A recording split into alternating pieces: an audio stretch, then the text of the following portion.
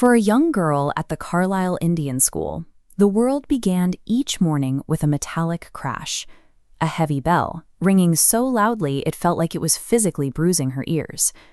Underneath that noise was the constant, rhythmic clashing of stiff-soled shoes against the floor. Hi, welcome to RJ Academy, and today I will teach you Class 12, Chapter Memories of Childhood. This is Gertrude Simmons Bonin, a Native American woman who wrote under the pen name Zicala Saw. Before she was brought to this school in the freezing land of apples, she lived with a freedom that was written in her traditional dress and her thick, heavy braids. At Carlisle, that freedom was gone. She described the experience as being tied up in a madhouse, where her spirit struggled to break free from the constant murmurs of a language she didn't understand. This environment wasn't just unfamiliar.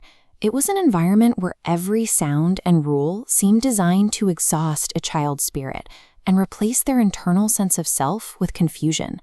In this dining hall, thousands of students are coordinated by the sound of a single bell. Zicala Saw remembers a 3-bell system, the first for pulling out your chair, the second for sitting, and the third for picking up your spoon.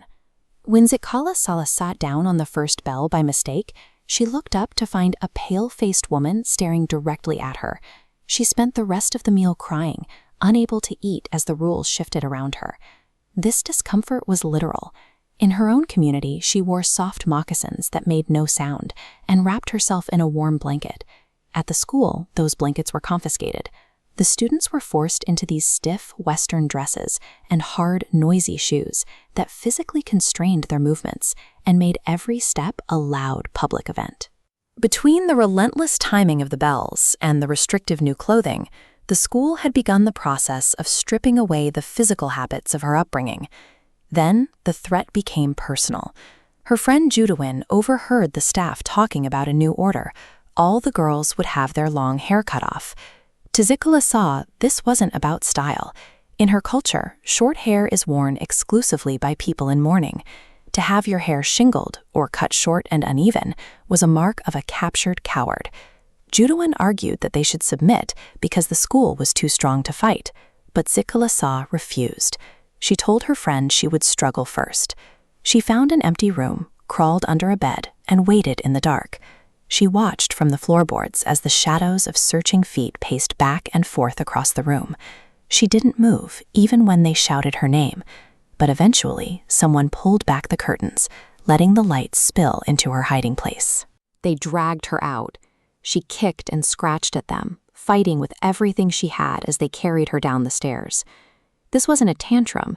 It was a final attempt to protect one of the last things she had that still tied her to her mother and her heritage. They tied her to a chair, and she felt the cold blades of the scissors against her neck.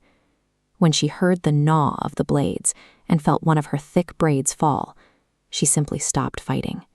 She describes losing her soul in that moment. She cried out for her mother, but in this school there was no one to sit beside her or offer the comfort she would have received at home.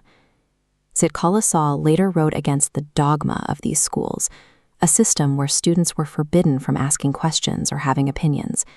She felt she had been turned from a free human being into a little animal driven by a herder.